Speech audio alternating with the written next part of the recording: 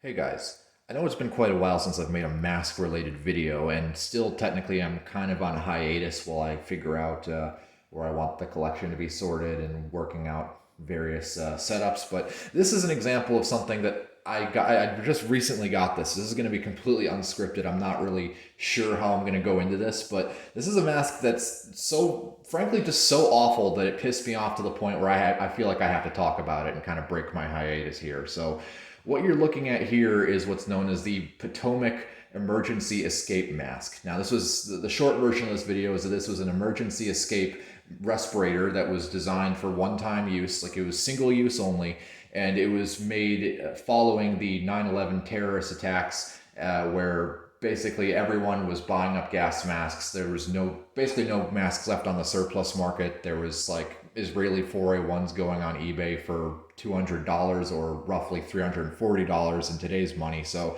there was a lot of shady companies making various escape hoods and masks to sort of fill the gap and profit off of the hysteria of the post 9/11 era. And this is no example. So why don't we break down, technically, I haven't researched the history on this company just because I want to talk about how frankly awful the design is. And I know just from a visual standpoint that this is quite an awful mask, but it goes so much deeper than that. Like, I bought this expecting to get nothing. Like, this was just something like, oh, I know that these are getting rare, and I know that it's kind of a good historical footnote to have in the collection, and they're frankly just so awful that I kind of wanted one around as a novelty. But the rabbit hole goes way deeper than I expected for how shit this thing is. So let's talk about the basic features.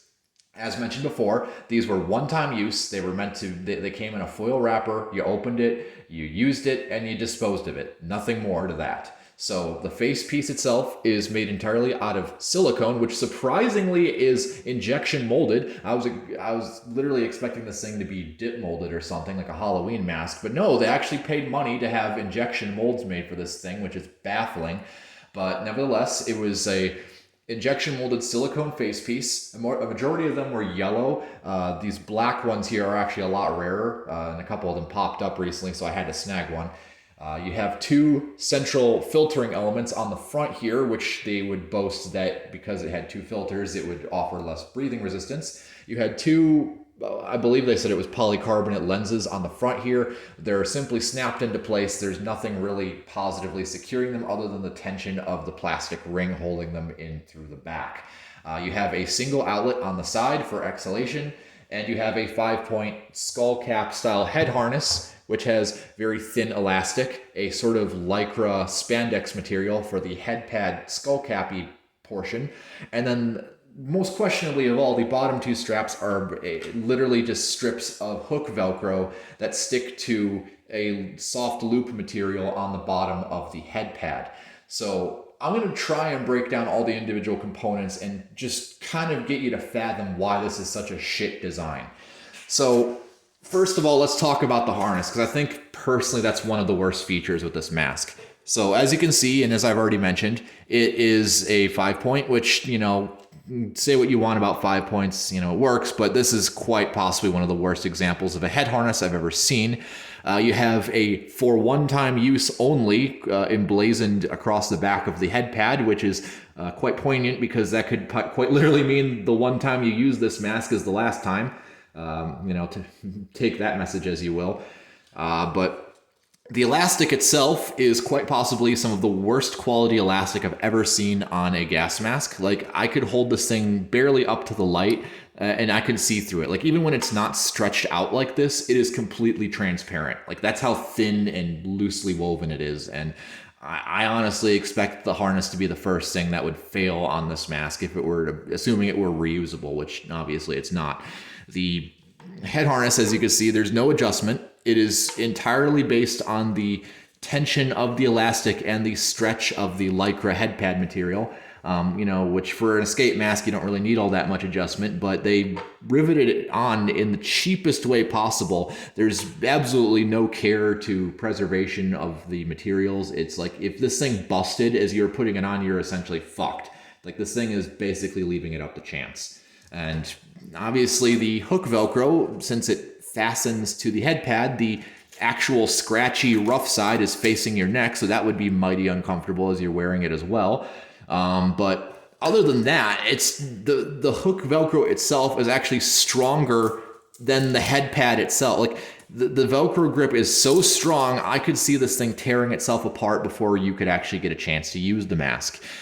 Not only that, but the problem with this design, like the problem with having a non-adjustable, well, I say non-adjustable, this is the adjustment here. The problem with this overall design is that due to the poor quality of the materials and the nature in which the head harness is adjusted in this way, you have a high risk of creating gaps in the seal so that the mask does not effectively seal its wearer, because as you're pulling from the mask up to the head pad to adjust it, you effectively allow the upper, like the rest of the harness itself, to slacken off. So you could create gaps in the forehead, you could create basically gaps anywhere, because not only is it adjusted like that, but because you can basically just place it anywhere on the bottom of the head pad, there's not really any linear adjustment. You could just, because you could place it anywhere, you could, I don't really know a good way to describe this, but it would effectively give you the option of improperly adjusting the mask so that it's tugging in a direction which creates a gap in the seal.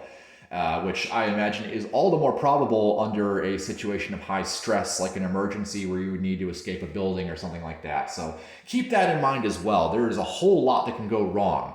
And speaking of which, in terms of being able to don this mask quickly, you can't. Simply put, the fact that the entire lower half of the harness is constituted with Velcro for its adjustment not only creates the problem of leaving it up to human error to determine whether or not it seals, but you also have the problem that the mask, as it comes out of the packaging, will almost more than likely not be in a state of readiness for use, because that Velcro will more than likely be stuck to the harness in a way that you can't pull the mask on over your head, or in the worst case scenario, you will pull it on over your head and you will break something due to the fragile nature of these materials. So just overall, the harness, in my opinion, is the worst feature of this mask, but don't hold your breath yet, because we're just starting to get into this thing. So other things I may have touched base upon is the eyepieces themselves, which, they're eyepieces, they do what they need to, but due to the way that the face piece is designed, they sit so far away from your face. Like the optical quality on this mask, like the field of vision is comparable or even lesser than an M2 10A16 lightweight optical mask. Like a literal World War II, Korean War era optical mask has better vision than this thing. So yeah, and like I mentioned before, the only thing holding the lenses on is these black plastic rings. Like the actual lens itself is pushed through from the inside. So if anything manages, if any of these rings manage to pop off, you effectively lose all of the sealing capability this mask has, despite how little sealing capability it has to begin with. So let's talk about the two giant filters on the front here. So obviously these are single time use, so you don't have to worry about how they're stored, but the way that they're designed, like assuming if there was any water present, like say that there was fire hoses, squirting into the building, there was water everywhere. If you're in a moist environment while using this mask, or if this mask happens to get wet at any point of escaping, you would effectively be gagged the entire time. You would not be able to breathe through this thing. The filtering elements are exposed. There is nothing shielding these filters from getting wet. So obviously, there's a slight chance that this could happen during an escape situation where there's, fire hoses going, there's water everywhere, like I said. So that's another thing to really keep in mind. The filters are completely fixed, if it wasn't already apparent. There's no way to replace them since this is a single-use mask. But the other really big thing wrong with this arrangement is that you have all of this real estate down here, but yet the exhale valve is up off to the side here. Why would they do that? Like, even if it's folded, there's a good portion of space here that the exhale valve would not intrude anything in that position while it's in its packaging. And you would definitely want some sort of moisture drainage, because again, if you're sweating, you're breathing heavily, all that moisture is going to go directly onto the filters and end up clogging them. So there's no way to actually effectively drain moisture out of the mask other than maybe tilting your head to the side or lifting up the chin and breaking the seal to drain moisture, but I digress. Very, very bad design in that regard as well. The face piece, as I've already mentioned, is silicone, and it is injection molded, so it does have props for at least, having effective sealing capabilities, but all the positive things end there. As you probably can already tell at this point, it is a very, very thin face piece. It's very malleable. You can crush it every which way. And because of how much standoff there is from the face piece, or from the face, let me actually take it off the head here and show you guys. There is so much standoff and so much dead space inside this mask that this thing will be collapsing in on your face constantly. So imagine this, you're wearing the mask, there's basically no structural integrity to this thing whatsoever. It's collapsing in and out and in and out, and there's basically very little air coming through those canisters, which, despite the company bragging about how high efficiency these filters are and how little breathing resistance having dual canisters like this is, it's effectively useless when the breathing resistance is still stronger than the actual integrity of the mask. So you're effectively wearing a rubber bag on your head that's inflating and deflating faster than air can actually pass through the filters, which can lead to carbon dioxide buildup, which is not something you want to have in an emergency situation where you're stressed and you need more oxygen. So very, very bad design in that regard too, if you were to ignore everything else wrong with this thing. But at least they added a peripheral seal, right? That's got to account for something. They added an internal seal, so it seals better, despite the fact that everything else is working against it. Has a peripheral seal, that's good, right? Yeah, that's just what you needed, thanks. So all in all, these things didn't last very long. They were kind of around, but I think for the most part, they made very few of them, and this was entirely just a cash grab for the post 9/11 hysteria. There is no merit to this design whatsoever, and I'm sure you all kind of guessed that getting into this video, but I just cannot understate how unfathomably bad this is. This might be one of the worst masks I've ever handled. It's kind of odd to say that. It's like, why talk about it now if it's so obvious? It's like digging up someone else's shit and putting it on YouTube, but I don't know. It feels like an important footnote to have on YouTube as a lesson on how not to design gas masks. Like this is important just for how bad it is. So the only other thing to mention about its design is it's interesting how they at least went through the effort to mold standoff in the harness tab, so it wasn't literally riveted through the face piece. Like they could have just riveted the harness anywhere on the through the rubber itself, but at least they had the foresight to actually give it some standoff here, so it creates a better seal. So clearly they had one or two people working on this thing that knew what they were doing, but as they say, a broken clock is right twice a day. But the only other thing to really mention about this thing is the manual. So I haven't really studied the company that made this, Potomac. I believe that they were kind of their own company initially, but at some point Elmridge Protection ended up acquiring the design, or they tried to distribute it after Potomac came and went. It could have been Elmridge the whole time, I'm not sure. It's worth noting that Elmridge Protection is still in business to this day making escape masks, but they obviously aren't selling these anymore.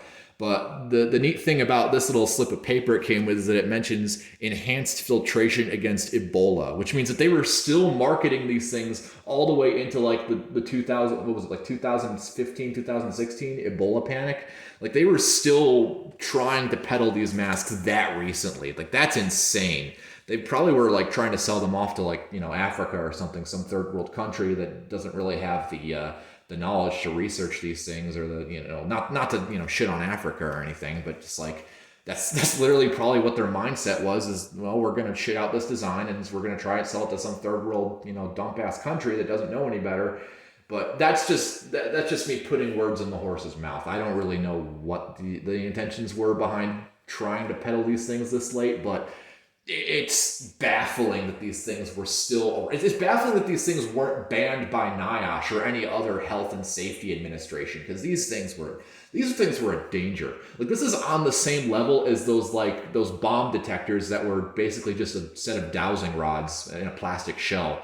But anyways, I'm rambling here. I think you get the point. But that's the Potomac and all of the problems that came with it. So I'll try to do more mask videos soon. Like I said, I want to get a better setup for actually doing reviews. The echoing in here is probably giving you all a headache at this point. So I'll keep y'all posted. I'll try to do mask videos again soon. But for now, I'm just going to be kind of doing gear videos here and there. So hope you enjoyed. If you have any comments, questions, corrections, or concerns, as always, drop them in the comments below. And I'll see you all later.